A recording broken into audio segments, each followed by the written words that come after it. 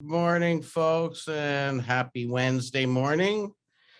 And yet another chamber chat. We're getting closer to not having these virtual chamber chats, but we'll probably keep them going because I'm not going to ask you to all come into the office on a Wednesday morning to meet. We can do this stuff remotely. We've learned now the technology and we've embraced it, and I think some of us actually love it. So we'll probably keep doing these things, but because it's important and it's a good way for us to get important information and urgent information out to our membership and those of you who really care, especially about public policy.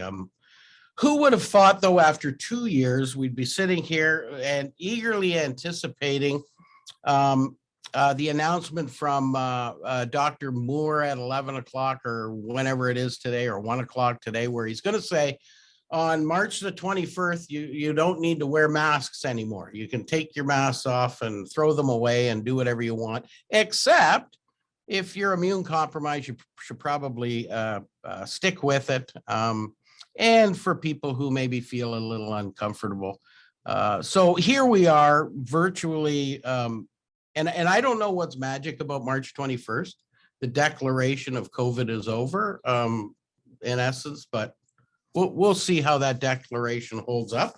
Hopefully it holds up, and we'll see better days ahead. But Tushar, our guest this morning, and I were talking before we got on, and we've really signified that this is kind of the first, well, this is the first spring in a couple of years that we haven't been under any real restrictions. And so I think we're really eagerly anticipating what is life really like when you can go where you want and do what you want anytime you want. And so I think it's going to be a wonderful spring and we're going to have a great time. But sadly, if a pandemic wasn't enough to disrupt the world, we've got, this crazy thing going on in Europe by, I guess, a dictator who thought that a pandemic wasn't enough disruption.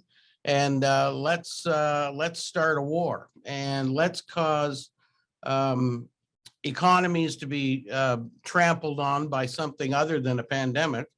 And let's see how we can disrupt the world. And it's a real sad thing. We're going to try and gather some information, maybe get an economist lined up to talk about what impacts it could possibly have. We're reaching out to some of our manufacturers in town, trying to get some information too from them as to supply chain interruptions or export and import interruptions as a result of the war. But I really hope governments of the world figure out a way around this to stop this guy. It's going to be difficult now because the man knows that he's going to be charged with war crimes, and he's likely going to be convicted of war crimes, and he knows what that means. That means life in prison. And so he's not probably going to say, yeah, I'll stop doing this now and take a life in prison sentence. He's probably going to try and go out with a bang. I hate to use that word, but let's hope it's not the big bang, but let's make sure we finish this off. Anyway, let's get to the important stuff for this morning from Gowling's. I've got Tushar Anandasagar with me. He is a very reputable lawyer in professional in HR as well. And we've got, the last time, Tushar, we had you on, we were talking about this disconnect law that the government came out with. You've got employees have a right to disconnect, and I think everybody understands, of course. You hire a person, you pay them, for a 40-hour a week or whatever it happens to be. You really can't expect them to work 60 or 80. So you need to build in a provision to be able to disconnect. Whether they do or not is completely up to them, but as long as you've got a policy and a methodology in which that can happen, you're all good. But then on February the 28th, we had another piece of another gem. Now apparently, this is really interesting. If you are monitoring your employees, And now I think, quite frankly, the government has now made it legal for you to monitor your employees, because what they've in essence said is something to the effect of you can do it, but you just need to have a policy around it, and some transparency in what you're doing with the information. And then you can go ahead and track your employees as long as they know about it and they understand it, and they, you can go ahead and track your employees. It's very odd from my perspective that the government is all of a sudden coming out with all kinds of this stuff. My assumption is the lobby of workers who are probably going to be destined for working from home. Their employers are probably looking at ways where they can make sure that the productivity levels is going to be there. And those lobby groups are going to the government and saying, hey, I can't have this intrusion into my private life. Well, I agree with that. You as an employer should not be invading the private life of your employee.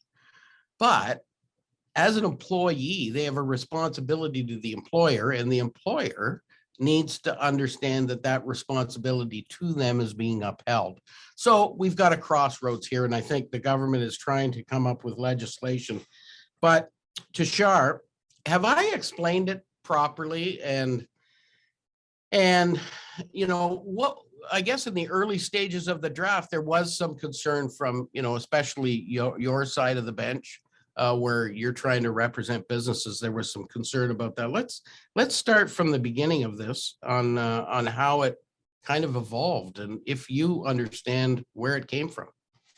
Absolutely, Greg, and thank you for the intro. I really appreciate it. Most of what you said is true. I'm not sure about reputable. No, thank you so much for your intro. And to the folks that are joining us this morning, spring is in the air. Really happy to be here. And Greg and I were chatting earlier about, I feel like we've truly earned this spring. It feels like the first winter in the past several where it's actually been properly cold, and we're talking like -40. So this one particularly feels, everyone's raring to go and really, really optimistic. So, and then we get the government doing this kind of stuff. So if we're going to go way back, and I'll go way back, Greg, into the early days, we have a body of case law that comes out of primarily Ontario's unionized sector that was focused on primarily surveillance. And so we're talking about, cameras, AV equipment, in some cases, keyboard, keystroke monitoring, that kind of thing. And these would have affected brick and mortar workplaces, right? This would have been before work from home was an issue. I do agree with you that the impetus now is to sort of put a backstop on the employer's ability to do this, with respect to, individuals that are working from home or not so much working from home, right? Just, maybe doing their laundry or, those kinds of things. And so I think this kind of dovetails with the province's announcements on Bill 27, which was the right to disconnect. And so these things, not an entirely surprising move, I'll say. But again, we're at the draft stage, we're at the early stage. So we actually don't know whether or not it's going to be legal for an employer to do this. I'll flag. We expect that an employer will continue to be able to do this kind of a thing to prevent time theft and prevent fraudulent logging of hours and things along those lines. But there's going to be a notice and transparency requirement that I think is going to bring these types of technologies in line with what we currently see with what a lot of the businesses here have to deal with when they're looking at things like Castle, for instance, the anti-spam legislation, right? You've got to tick the boxes before the cookies can be downloaded, if I can put things in those terms. Yeah, it's really interesting because businesses are now faced with having to deal with this type of legislation. They're first of all having to deal with a bit of a sputtering economy right now and trying to find their legs. Where do they fit? How do they go forward? Do they raise their prices when their competitors aren't? How do they deal with the issues of the day. And then now developing policy, trying to find ways around, doing some sort of, economic restructuring of their organization to a certain degree. And now having the hurdle of trying to find out how they can maintain or be assured of the level of productivity that are coming from their employee base. And I think, from my perspective, I think, I understand where the government is going with this. I understand the need to protect workers' rights, but at the same time, I think businesses are probably feeling, and that's, I know some of the individuals on here are probably feeling, well, wait a minute, where do we land in this? Where does the business land in this? That is really the foundation of all of this, and saying we need to generate an economy. And it seems to be, so getting so restrictive that I think some companies are very worried about this. I would agree. And for those businesses and for those individuals that are on this particular call, and this is something actually that Brian Rodnick and I had discussed. Brian, would you be able to put up our blog post, or a link to the blog post if it's available in the chat? Because the folks can actually give a little bit of a look and read to that as well. It's something to take away perhaps. But we were chatting about this just a couple of days ago, Greg, and there are open questions that really we don't have answers to as business managers, HR leaders, whatever the case is. First and foremost, when when is this compliance deadline to take effect, right? With the right to disconnect, they gave plenty of runway. It was 6 months. People have been taking inventory of what functions they need. That was an interesting one. But then simultaneously, if you'll recall, with Bill 27, there was a severe limitation of non-competition, non-compete agreements that are, again, intended to protect the business interests. And so those were actually introduced with retroactive effect. So those came into force on December 2nd. They were retro effective to October 25th. So that's like the government saying, hey, the speed limit is 60, effective April 1st of 2020, and everybody who was doing the speed limit from that point until now is somehow guilty. And so this is problematic, right? So we don't know when. That's one issue, and I think part of the confusion, something that, again, Brian, our team will disseminate to the chamber, and please feel free to come back to us with any questions on that.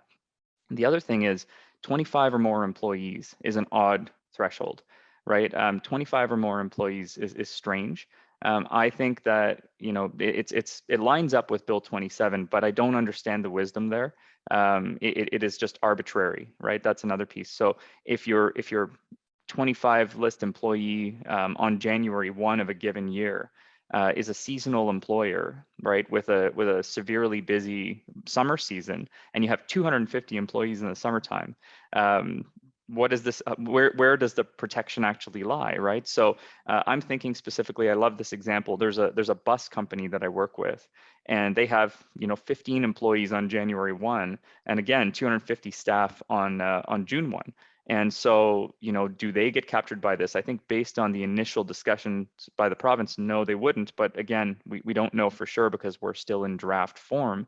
And I think part of the reason why this legislation hasn't come through as quickly as what we saw with Bill 27, which was really, really rapid, is that now this has been referred to social policy committees at the government level so that they can further discuss. And I think they're taking inquiries from businesses around the province as to concerns that could be caused by this.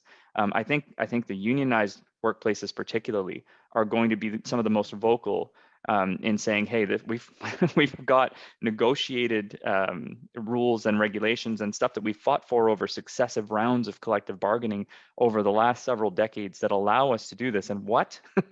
You're writing this into the Employment Standards Act, which forms part of the statutory floor. So this is upsetting the apple cart, to say the very least. I would agree with you, and putting hurdles in place of businesses that are looking to sort of springboard out of the pandemic, but having to deal with this. Yeah, and I wonder. I know a lot of businesses were contemplating and making the decision as we went through the pandemic and saying, you know what, we're doing okay. We're keeping up, and we're able to do this remote thing. Maybe we don't need to have a fixed office space necessarily. Maybe we can run our whole business from a remote perspective. But then managers starting to say, well, okay, how do I keep my team responsible? How do I respond to the required production levels that I'm going to have out of my staff?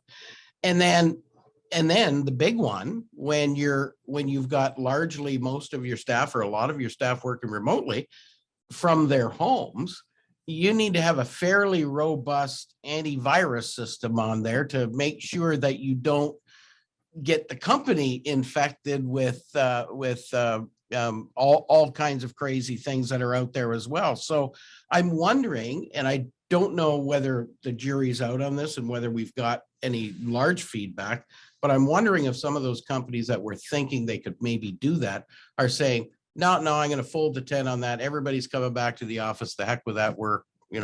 I'm just going to have them all here where I can see them and monitor them and understand how to control my production.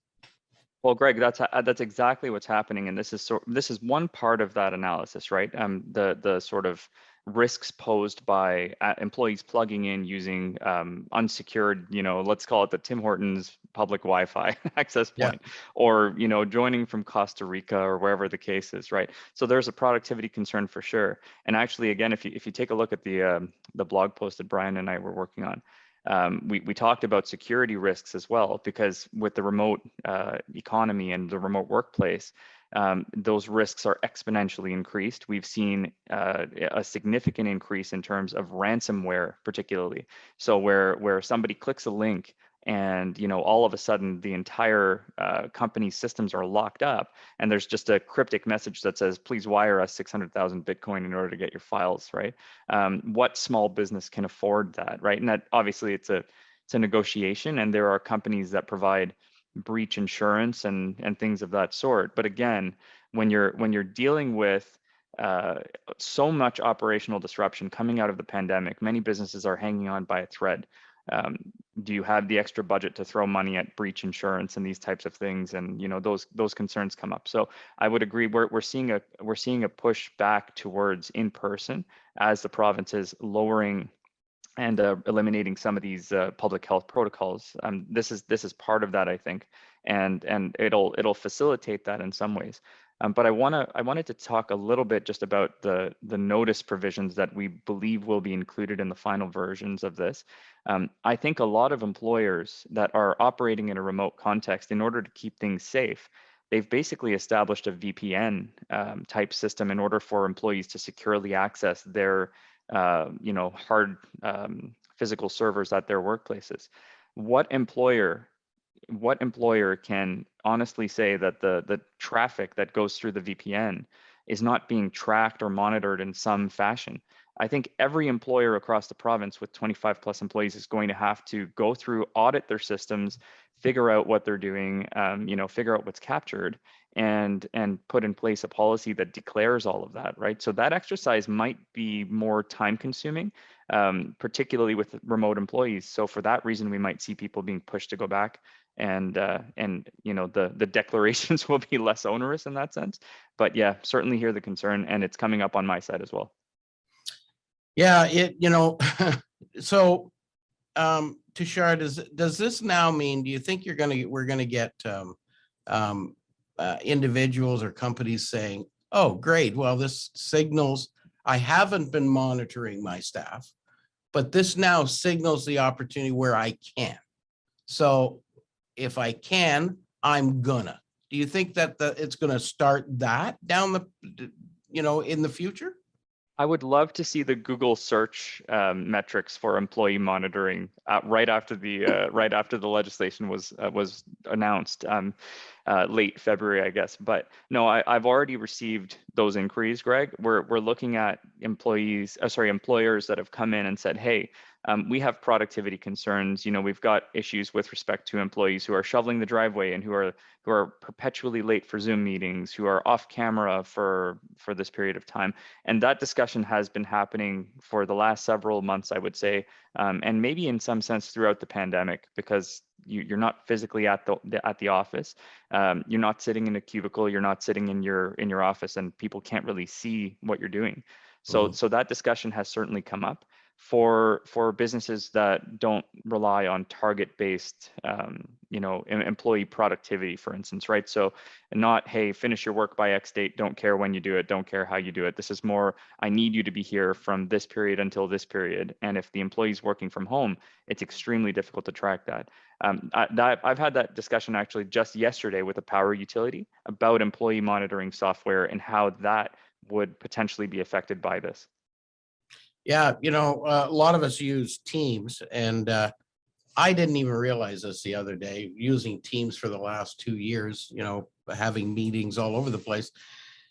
And I noticed, I know it takes me a while sometimes to catch up, but I noticed when I typed in the email address of an individual on my team, this little dot came up beside this little colored dot, and it was yellow. And I thought, well, why is that yellow? And then the next time I sent the same employee an email, a green dot came up. And then all of a sudden it tuned in on me that because I'm using Microsoft Teams takes over Outlook, takes over absolutely everything. And so it gives that indication of the individual, whether they're away from their desk, whether they're, I guess just not active on their machine, or whether they're actually active on their machine.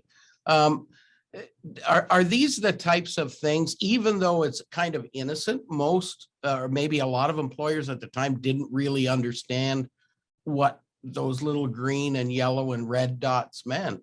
Are those the kinds of things that employers are going to have to work into their policy as well? Entirely possible. I mean, and that's something that I think falls into the active versus passive monitoring issue, because we don't know for sure whether passive monitoring, I would say that innocent monitoring, as you framed it, would be captured by the policy. My assumption is that, if we can retroactively go back to the program and obtain what are called audit trails, right? So if someone can go back and say, on this particular day, at this particular point in time, what was Greg doing? Was he green, yellow, or red?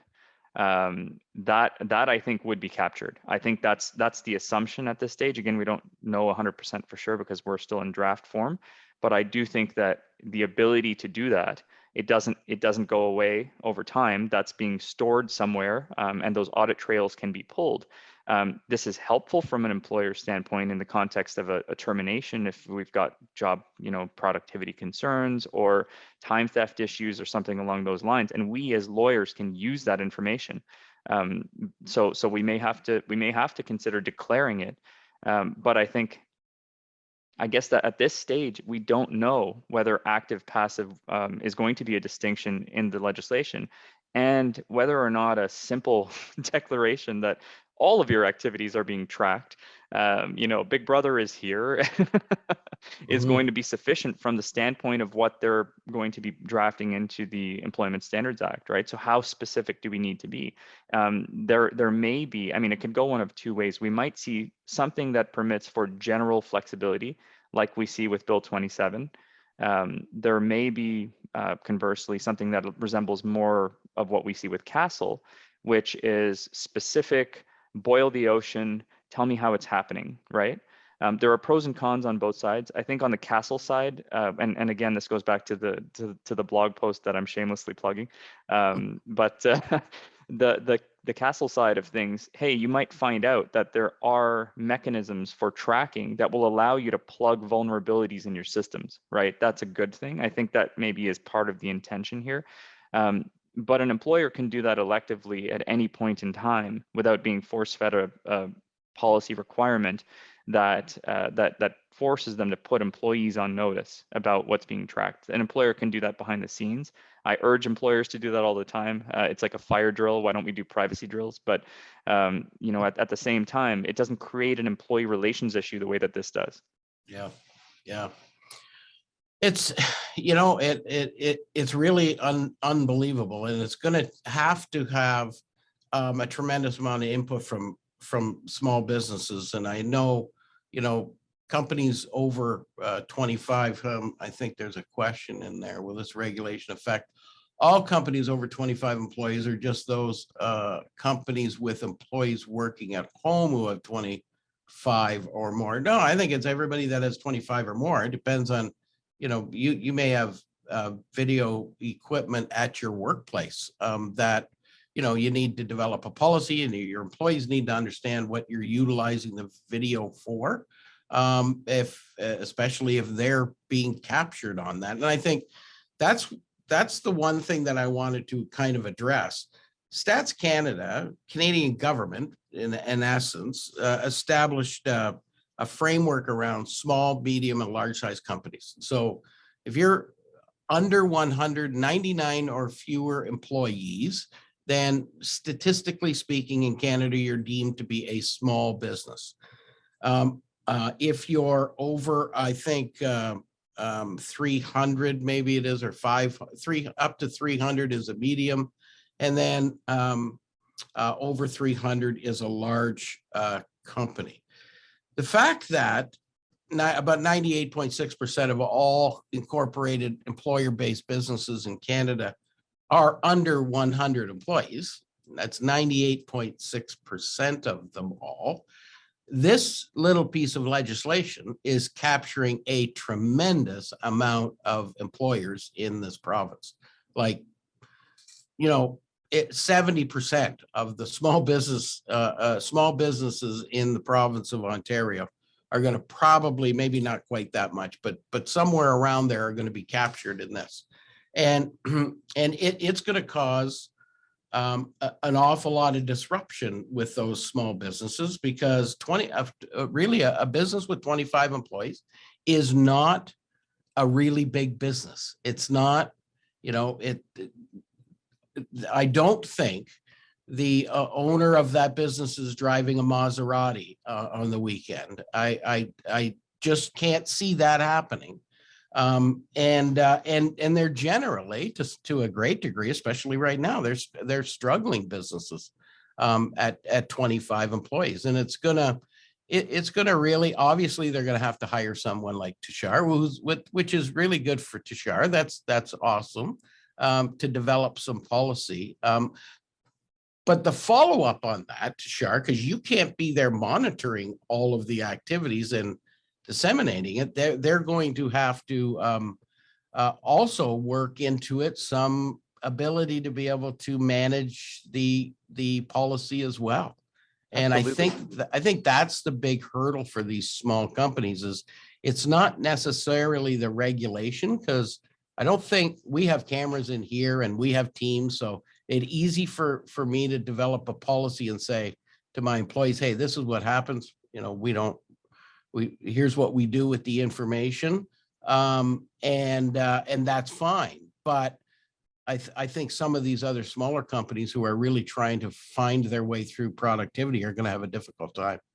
Well, Greg, I mean, let's consider a practical situation. If we've got a company that is, as you say, has been hammered by the pandemic, they don't have an IT department. They don't have an IT consultant. They're trying to wear many hats. There are not enough hours in the day because they've been hit by the pandemic. This legislation comes out, and they're in a situation where at some point down the road, they need to terminate an employee because of performance issues, or because of a time theft concern or something along those lines. If they don't have this policy in place and then they proceed to terminate the employee, we could be staring down a demand letter, even if the rest of the terms of employment are completely enforceable, alleging that there's been a breach of the ESA, right? And I think there's going to be that overlap period where employers are going to, small businesses, as you pointed out, are going to get burned by this because they don't have the time in the day to implement something like this, or the budget to toss money at expensive lawyers, right? So that this is punitive, and I'm hoping. I mean, we don't know for sure, but I'm hoping, like both fingers firmly crossed, that we see a 6-month runway for this, and not, hey, this is retroactively effective to February 24th or whatever they decide to do the day we made the announcement, as they did with all the non-competes. We're seeing the non-compete issue play out here and now, because they passed the legislation December 2nd, but if you hired somebody from October 25th onward and they signed a non-compete, the agreement, meaning their employment agreement potentially, the whole thing could be void. right? So a lot of companies, they don't understand the implications associated with this. That's why we're trying to, meet with groups like this to push this information out as quickly as possible, because the province is not giving us much runway. And so that is, again, a concern and a live issue that I think we'll see. Another thing to keep in mind too is that we'll have to comply with whatever form the policy takes. And if we have to include and monitor and disclose specifics, what if halfway through the year you introduce Discord or Slack or some new technology that you're using to communicate with your staff? Do you then have to update the policy in real time? And do the same termination issues come up because we're now relying on evidence from a specific type of technology that doesn't happen to find its way into the policy because we haven't gotten to that point of the year where we update our policies yet? These are all practical concerns that I think will come up because of this. And again, more hurdles to jump over. Yeah. I think we might need a trampoline at this stage. But yeah, it's kind of sounding, well, for all of the legislation, not just this one, but absolutely everything that's coming down, and how employers are going to have to, be really cognizant about, it's hard enough to hire employees, and now you got to hire employees and deal with all of the little aspects around what the how the government's expecting you to treat them. And if there are any questions, just, blurt it out, or whatever you want, get in here and ask Tushar any question you might have about this, because I think this is important. I think, to Mike's point, doesn't matter whether you have employees working from home or not. It doesn't say for monitoring devices for your remote workers. It's monitoring devices, period, on your employees. So if you do, like the chamber, we have security cameras in here that actually record the activity, not the audio, but they record the activity. That's, I guess, to some degree, under the particular legislation, quite possibly could be an infringement on the employee's privacy, and we need to notify them, and we need to have a policy around what we do with that recorded content, how we dispose of it, how we deal with it, why we're capturing it, all of those kinds of things. We need to worry. We also use Teams, as I said. And we probably have to figure out what that's going to mean to us, and how the legislation is going to work with respects to that. We don't put trackers on their footwear, so we don't monitor them that closely. But there are with the remote workplaces, I think too, there are going to be individuals or businesses that are trying to figure out, as Tushar said, trying to figure out how do we ensure that our employees are being productive, working. We need to have those controls in place. You can't have people driving around town, looking through binoculars into people's dining rooms to see if they're actually at their computer or not. So how are businesses going to deal with that? And then on top of all of that, how do we increase the economy here to pay for all of the damage that's occurred as a result of the pandemic, and who knows what the war in Ukraine is going to cost us as well, because that's inevitably the most important part, or should be the most important part of the priority of government. So if you've got any questions, you want to jump in, go ahead. Yeah, Greg, go ahead. Hi, thank you. Tushar, the bulk of our clients are major chartered banks. So obviously, extensive contracts, a lot of compliance obligations. For example, we're contractually obligated to have video surveillance, VPN, tracking, all that kind of stuff. Do you think it will be suffice to say in our policy, we monitor X, Y, and Z because we're contractually obligated to by our clients? Or do we have to go beyond that and give other reasons why we're doing it? I think we can point to the contractually stipulated requirements. Certainly, I mean that I think is something we actually saw come up during the context of the pandemic with respect to vaccination policies specifically. That's what rings a bell. So I don't see an issue with putting that in. I'm wondering if it's even necessary, right? I mean, I think it might help with conversations and employee relations concerns with employees. So, you might have someone coming back and saying, well, how dare you? And you say, well, if you want to keep working with us, these are the obligations that we need to meet. This is the standard of conduct required. This is what we need to do in order to remain operational. And if we don't do this, then, that's an issue. So I think that might help with those conversations, but I don't think it's strictly necessary, if that helps. Yep. Actually, you know what, Greg, as we were talking about driving with the binoculars, I thought of a practical example that I might share with the group. I won't name any names, but I have a client that operates a business that requires their staff to go out in the field. So this is not specific to, your work from home context employees.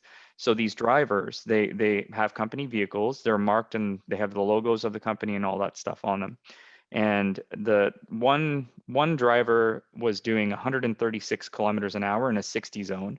And so they have an automated GPS system which notifies them whenever the speed limit has been exceeded by that margin within a posted 60 zone. They also have dash cameras which collect both video and audio for purposes of that particular vehicle.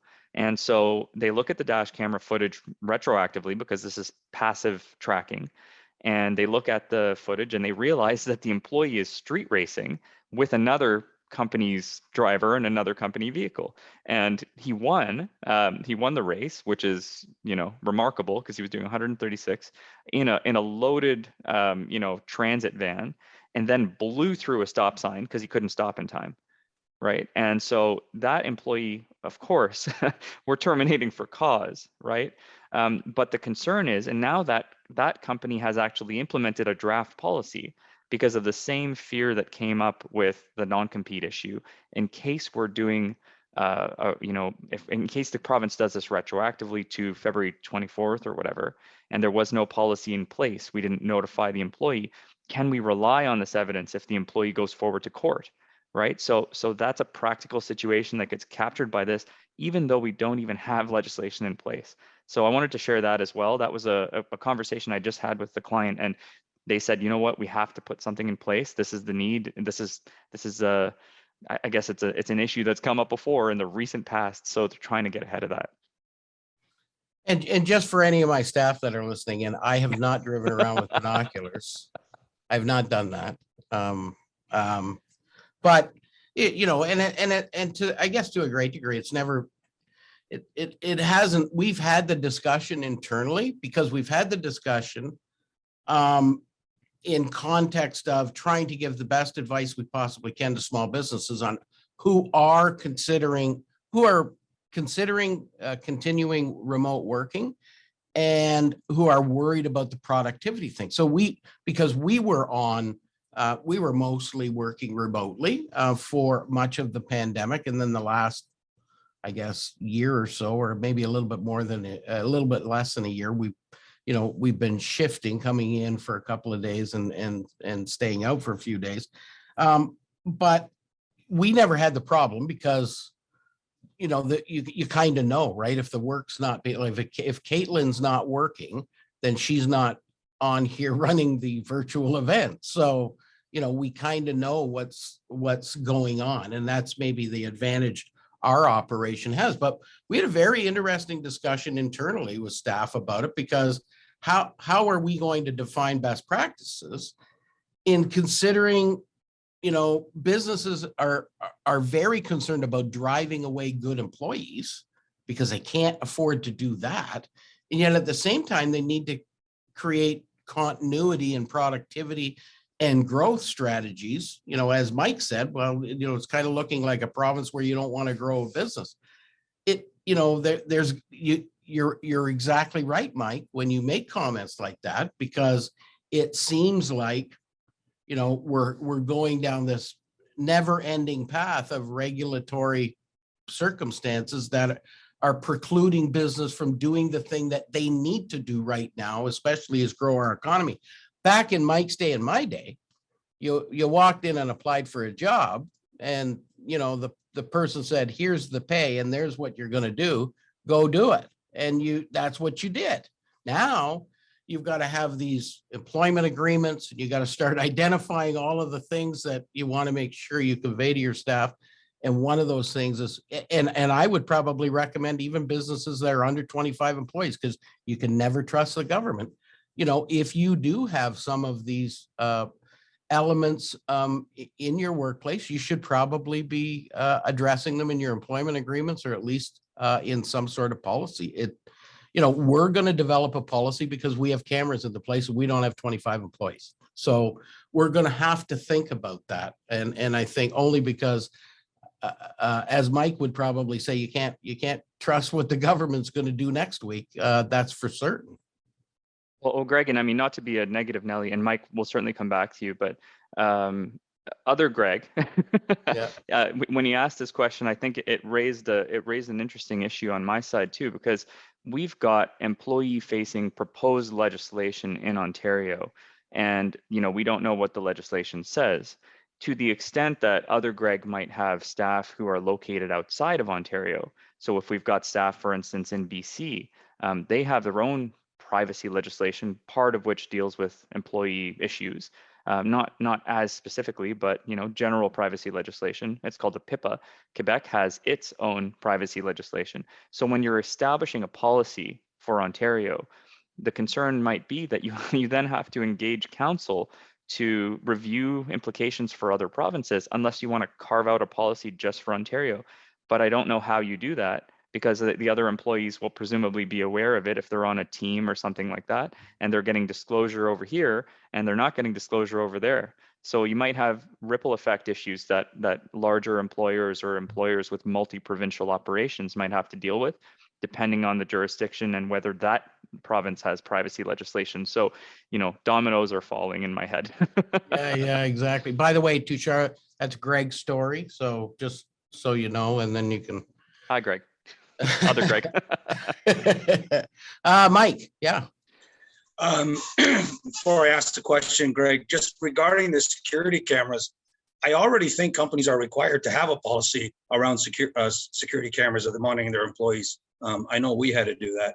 But my question regarding this policy is, how restrictive or how defined and how broad is it? As an example, all our senior managers have company emails. And because they're a company email, I have the ability to go in and ask our IT department to, copy me on so-and-so's email so I can see what's going on. But like cameras, I mean, no company has the time to have somebody sit in front and monitor every move on a camera or every email stroke. So we only use them if, 2 and 2 aren't adding to 4 and we're suspicious about something, a competitor found out something before we even released it. It's like, okay, where did that come from? We may go back in and look at somebody's emails, but so rare. Now, would the policy be blanket enough to say we monitor your emails, or would it have to be at the time I'm actually monitoring, say, I'm going to monitor your email, or I'm going to go back and look at your emails for the past 3 weeks or whatever? Good question. That's a great question. I mean, Mike, I think I would probably want to adopt a shotgun approach. So the policies that I would implement, and maybe this actually deals somewhat with Joan's question in the chat as well.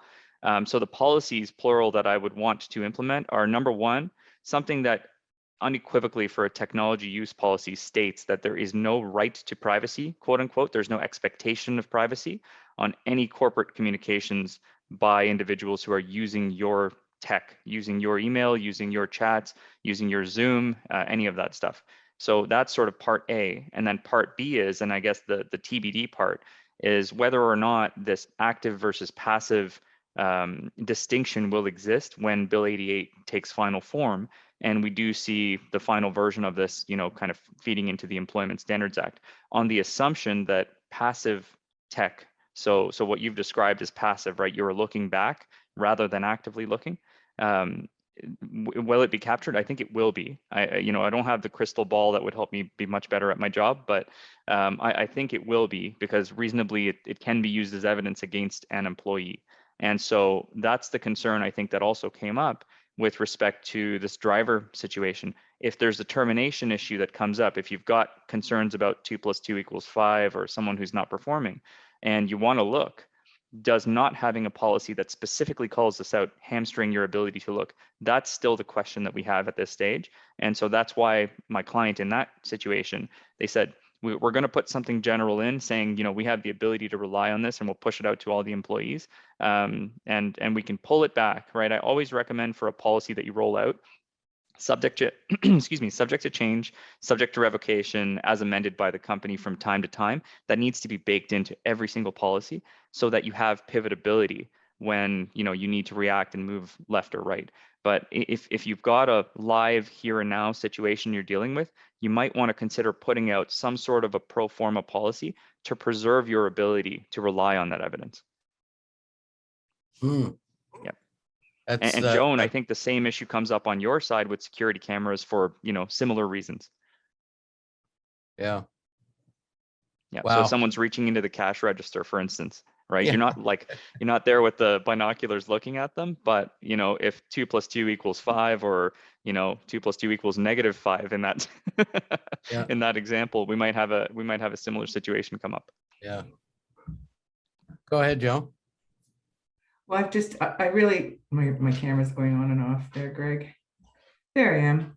Well, thanks. I just thought it was a very interesting conversation, and thanks for bringing this forward, because it's not top of mind, especially when you're running a small organization in the not-for-profit space, for sure. You don't have any extra layers to create policies around this stuff. So I really appreciate the clarity on this. And I think that you're right. We probably will have to, as Mike says, create a policy around surveillance, because I don't think we have one. So it's been a learning curve. Thanks. And the right to privacy as well, Joan, I would say. I mean, we want to make it clear that there's no expectation of privacy Yeah. as and when you touch our systems, right? Any personal stuff that you do on our systems is that's not on us. Could be subject to deletion, could be subject to appropriation. You have no expectation. Yeah. And if you want to do it on your own time, that's on you, and you don't use our stuff. Yeah. Yeah. I know. I always thought GPS tracking was just for your kids, but I didn't really know that people did that for businesses. And I could never get my daughter's phone long enough in my hands to install the widget on her phone so I could track her. So, I guess you could do that with your employees, but We'll do it before you give them the phone, right, Greg? Because otherwise you can't get it back. Yeah, but you got to be thinking quicker than I think. So, it just didn't cross my mind. Of course, you don't know that they're going to grow up and get a car and then be driving around town and you not knowing where the hell they are. So I think, you forget where you came from in days like that. You say, oh, geez, that's what I would have done too. But anyway. Oh, no kidding. Yeah, Steve's got a question. Yep. Go ahead, Steve. Good morning. Hi, Tushar. Great chat this morning. Thank you for the for all this additional stuff that we have to worry about. Don't shoot the messenger, Steve. No, not at all. Not at all. You're doing a great job. This may be a little bit going sideways, but in your example of the street racing employees, if they've been apprehended doing the street racing, doing over 50 kilometers an hour, those vehicles would have been impounded for a week at least, right? So what sort of protection or mitigation does the employer have to be able to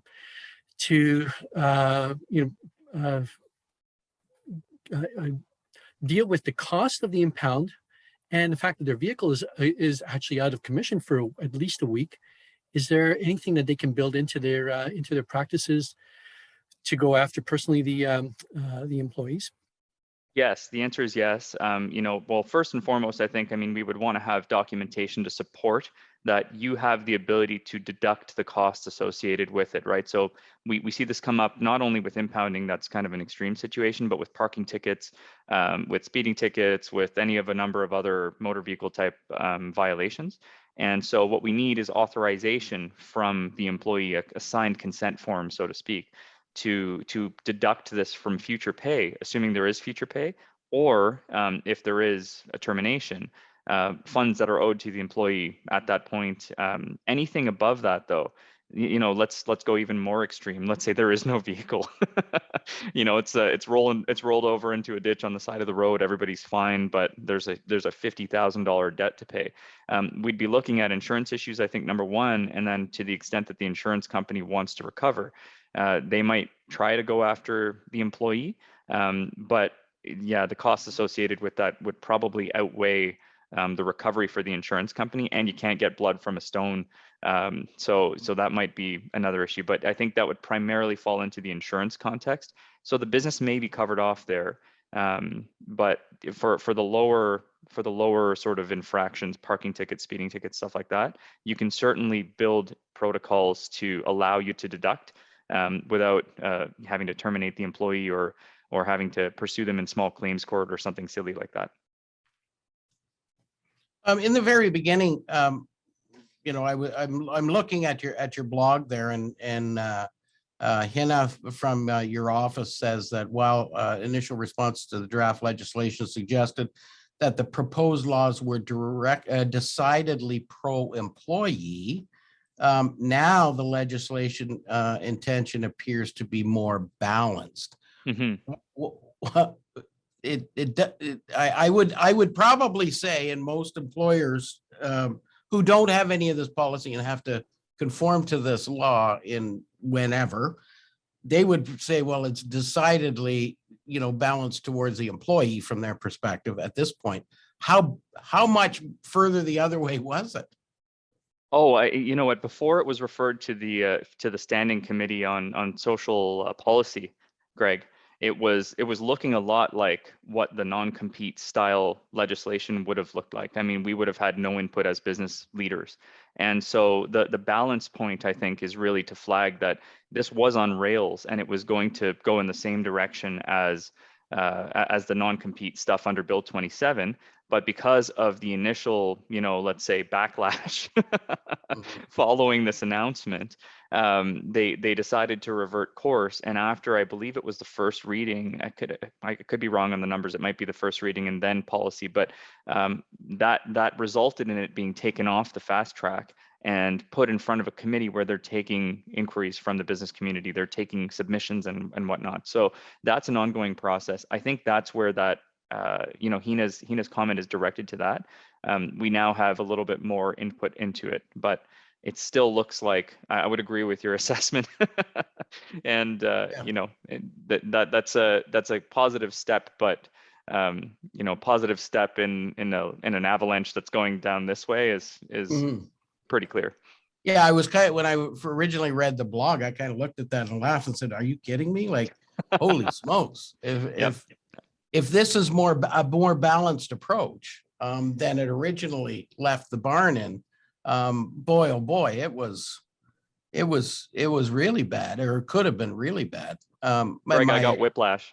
Yeah, my assumption would have been that it would preclude a business from having any sort of monitoring at all, and it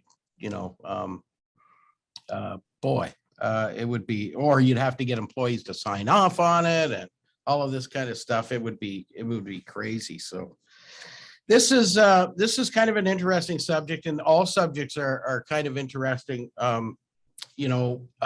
we lead towards more openness, we're going to see the landscape change quite a bit. I really wish the government would put a little more effort into changing the landscape on the talent that's accessible by businesses. We have so many unfilled jobs in our community, and there is such a very shallow pool of resources for people and employees that we really need to do something about that. Fortunately, we may be getting some Ukrainian refugees, and there'll be some really bright and wonderful stars there. Just hoping that if we can land some of them in our community to some great jobs, that we can figure out a path where we can keep them here. That's going to be the big challenge going forward. But always a challenge for business folks. We'll keep you up to date on things as they come forward. I'm hoping for the next program, we're going to have an economist or someone who's who's bent that way anyway, to tell us what impact this might have, the war might have on our economy, and we'll see. Tushar and Anandasagar, thank you very, very much for always taking your time when you are called upon by the Cambridge Chamber of Commerce. You are always Happy to willing be to here. come Thanks for on, having me. and Yeah. we certainly appreciate you. And folks, if you're looking for an HR lawyer, Tushar's, well, there he is, sitting right there at his desk, waiting for your call. So he'd be happy to help you. Thank you, Greg. Thanks, I really folks. look forward to these chats, and thanks so much, everyone, for having us. Have a great Wednesday, folks, and have a great rest of the week. Great chat, guys. Thank you. Thank you.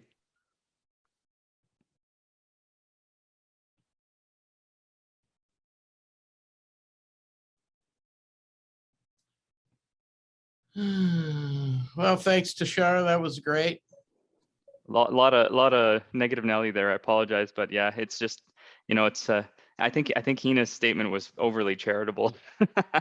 Yeah. I'll put it that way, but yeah, this one's a head scratcher. I mean, if the province had introduced this as part of broader scope privacy legislation and it wasn't just focused on employers, I think we might feel better about it. Yeah. But yes, other provinces have done this, right? I Yep. mentioned BC, Alberta's done it, ironically. Yep. The land of the free, they've done it. But yeah, we've been behind in that sense, I would say, on the privacy side, because we've been flexible. But Mhm. this is very specific, and it's poking an industry sector that has been down and out for a good chunk of the pandemic. Now finally trying to get its feet back under it. I mean, yeah, it's odd. Yeah. What do you do? Okay, kiddo, we'll be calling on you. You can count on it. Oh, sounds